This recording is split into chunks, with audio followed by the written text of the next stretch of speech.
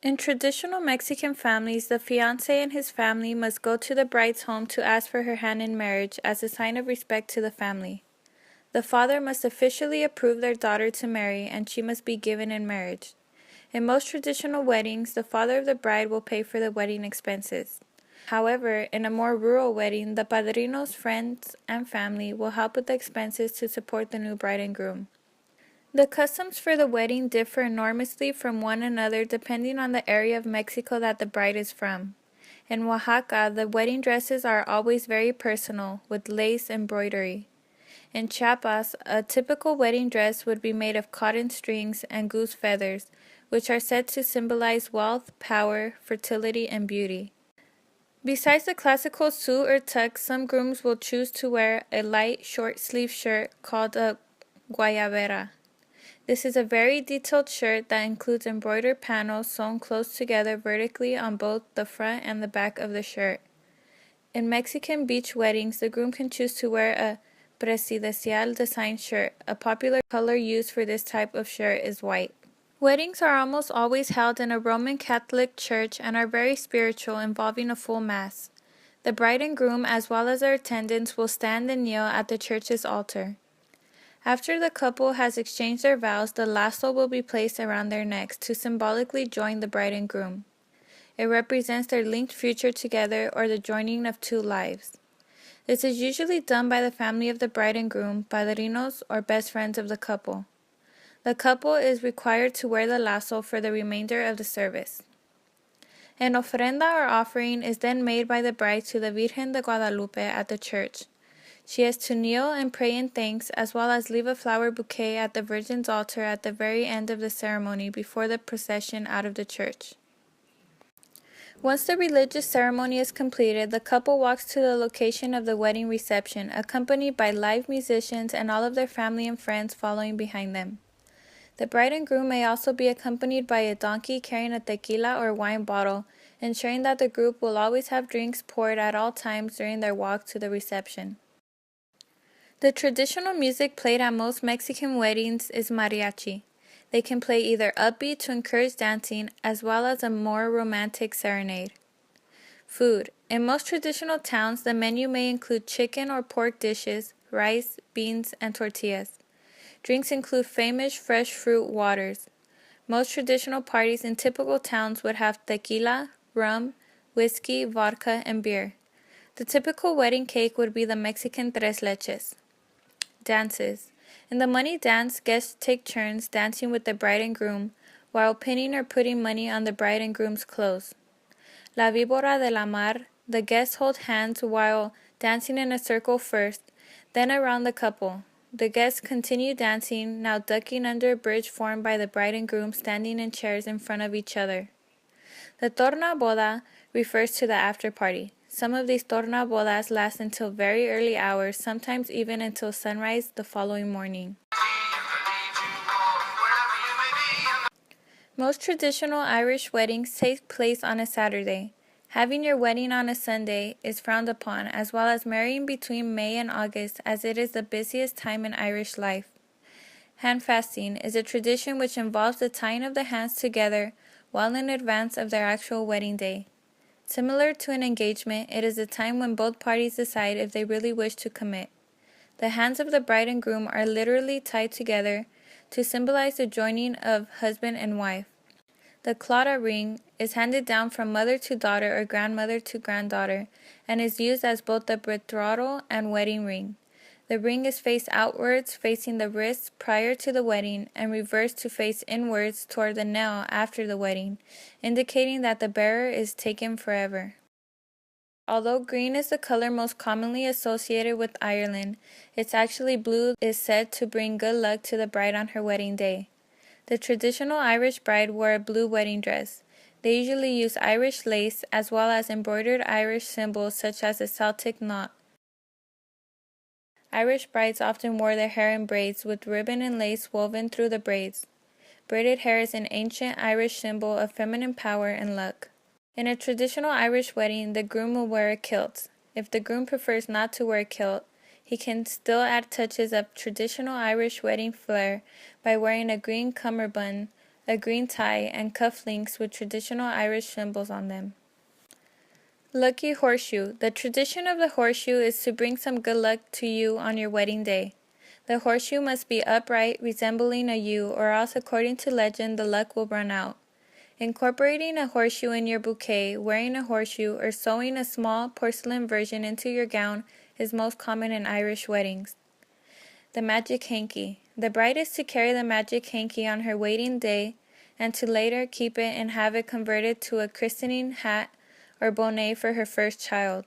The hanky would be passed on from generation to generation. Wedding bells. In a traditional wedding, the bride and groom will ring a bell together after reciting their vows. The chime of the bell is said to keep evil spirits away. In some weddings, bells are handed out to the guests as they are told to ring them as the bride and groom exit the ceremony. The wedding reception. Pipe bands. Pipe bands hook up at the wedding and pipe the couple at the dinner. Most pipers wear Celtic kilts, a tradition that goes way back to medieval times. Food. The traditional Irish menu includes Irish soda bread, corned beef, and cabbage. Drinks include whiskey and Guinness Stout.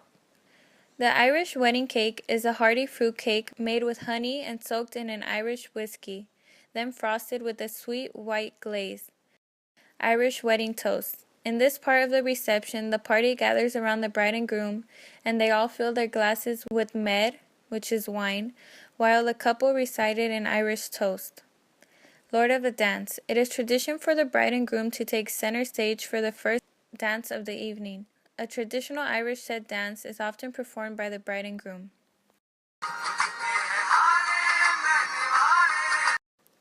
In India, it is most common for the family to choose the bride and groom.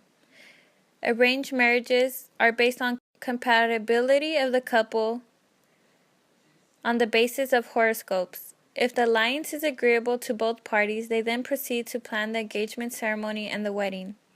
Months before the wedding, an engagement ceremony known as Magnai in North India or Nichitartam in South India takes place, in which the two families perform rituals to make the engagement official. A date and time for the wedding is decided based on the horoscopes. The couple is then blessed by elders of both families and are given gifts by their new family.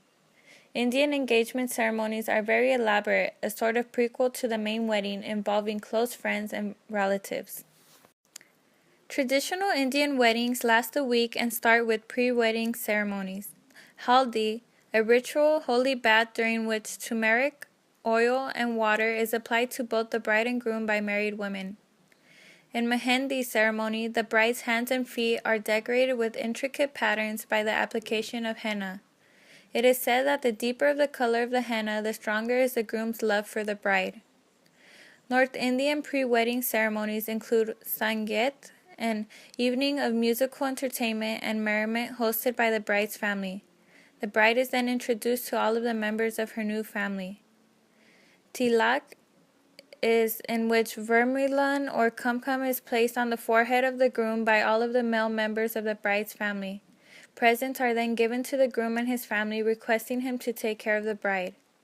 South Indian pre-wedding ceremonies include Janavasam, in which the groom is paraded around the town on a chariot the day before the wedding. Wedding attire. Traditionally, the bride wears a sari or lehenga, which is highly ornate with gold and silver embroidery. The colors generally considered favorable for the occasion are red, yellow, green, or white. Red is most common and it symbolizes prosperity and fertility. The bride also wears elaborate and beautiful ornaments primarily made of gold and precious stones. Traditionally, her hair is plaited and decorated with flowers and jewelry. In North India, the bride also wears a ganghat, which is a veil draped over her hair as a sign of respect to the deities worshipped and the elders present. The groom wears the dhoti or sherwani, which has an intricate embroidery. Traditionally, the colors of the dhoti or sherwani would be white, off-white, or beige. In North India, the groom would also wear a turban with white flowers tied in suspended strings called a sera. In most South Indian weddings, both the bride and groom have a kajal, black mark on their cheek to ward off ill omen and evil eye. The wedding is usually held at the bride's home or a wedding hall. The arrival of the groom is an important event. The groom, dressed in his wedding attire, leaves his home to the wedding venue on a decorated gaudy, accompanied by his best man, who usually acts as his caregiver. The groom is also accompanied by his family members, relatives, and friends in a big procession called Barat, including music, dance, and fireworks. At the wedding venue, the bride waits for the groom with the Jamela or Vralamala, which is a decorated garland. Once the groom arrives, the bride and groom exchange garlands. The mother of the bride then performs the Aarti when the groom enters the house. Kanyadan is then performed by the father of the bride, where he gives the daughter to the groom. The bride and groom are considered wed when the groom ties a tali thread that symbolizes his promise to take care of the bride as long as he lives. The entire wedding is done around the Agni Homam, which is a sacred fire. The bride and groom then circle the fire 7 times in a clockwise direction, called Sat Phir, which signifies the 7 goals of married life. The groom then applies vermilion or kumkum to the bride's forehead, welcoming her as his partner for life.